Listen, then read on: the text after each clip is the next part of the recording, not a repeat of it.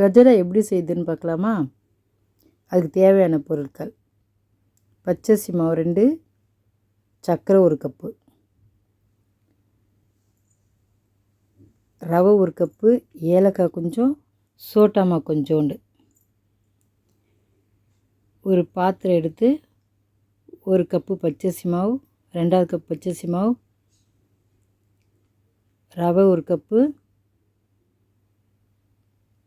இப்போ சர்க்கரை 1 cup, sweet வேணுன்றவங்க இன்னொரு 1/2 கப்பு சர்க்கரை கொட்டிக்கலாம். சோட்டா மாவு, ஏலக்காய் எல்லாத்தையும் சேர்த்து கலரிடுங்க.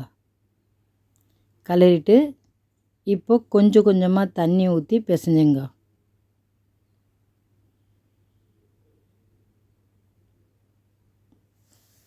கொஞ்சம் கொஞ்சமாக ஊற்றி தண்ணி ஊற்றி பிசைஞ்சுங்க.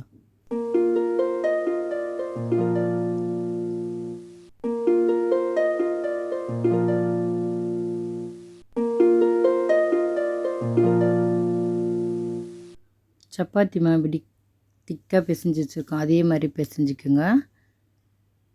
பிசைஞ்சிட்டு இதை மாதிரி உருண்டை பிடிச்சி வச்சுக்கோங்க. பிடிச்சிட்டு எண்ணெய் காஞ்சோன்னா அதில் ஒன்று ஒன்றா எடுத்து போடுங்க. இந்த மாதிரி ஒன்று ஒன்றா எடுத்து போட்டுருங்க. இதை மாதிரி முதலே உருண்டை பிடிச்சி வச்சுன்னா ஈஸியாக இருக்கும் எடுத்து ஒன்று ஒன்றா போடுறதுக்கு.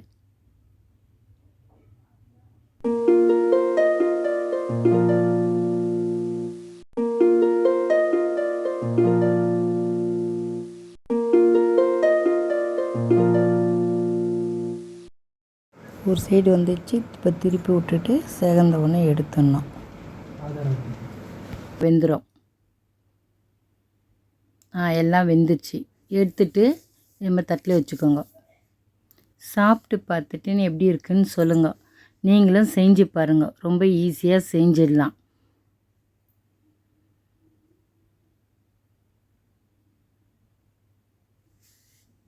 லைக் பண்ணுங்கள், ஷேர் பண்ணுங்கள், மறக்காமல் நம்ம சேனலுக்கு சப்ஸ்கிரைப் பண்ணுங்கள். தேங்க்ஸ் ஃபார் வாட்சிங்.